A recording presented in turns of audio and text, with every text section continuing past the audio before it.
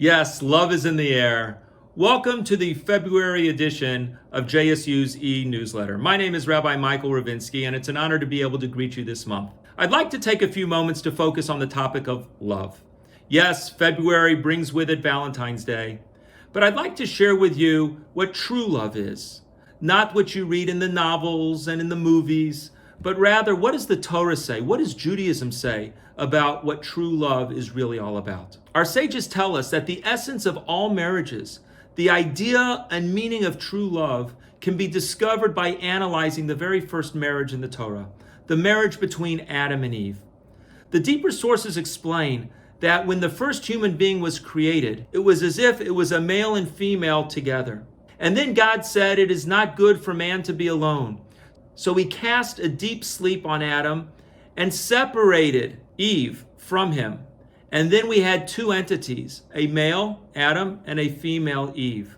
And then the Torah continues that man shall leave the home of his father and his mother and cling to his wife, and they shall become one flesh.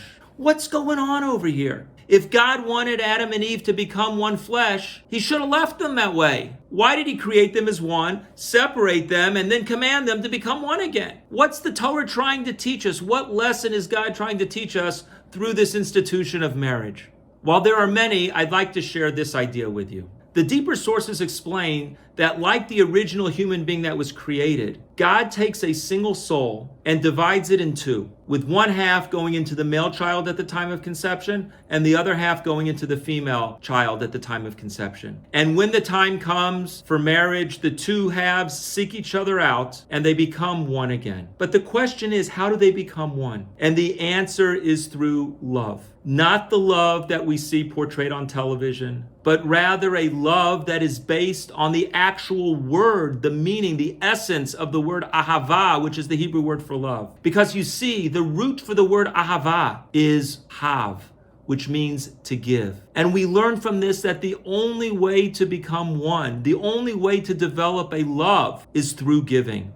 And the more we give, the more we love. Parenthetically, that is why the example for the ultimate love is a mother for her child, because the mother gives 9 months carrying and nurturing the child within her, something that the father can never do.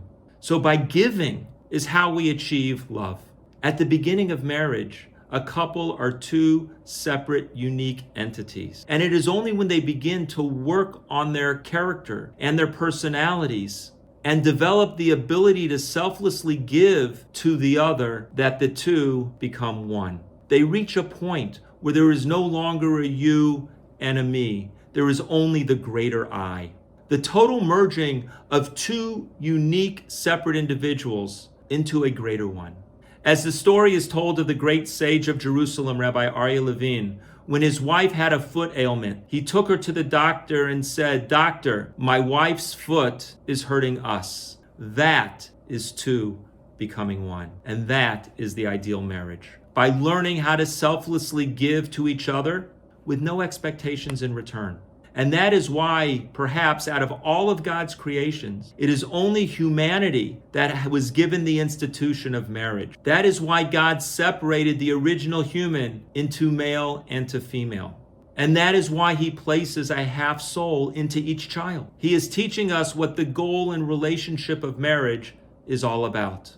God wants us to come together and work on ourselves and refine our character to become the ultimate givers, to emulate God himself, who is the ultimate giver. So whether next week you will be buying chocolates and red roses for your beloved, we should never lose sight that these are wonderful actions, but true love is developing ourselves and becoming the ultimate giver to our spouse, expecting nothing in return. And if we're able to do that, then we will have the solid foundation of what a successful and meaningful marriage is all about. Happy Valentine's Day.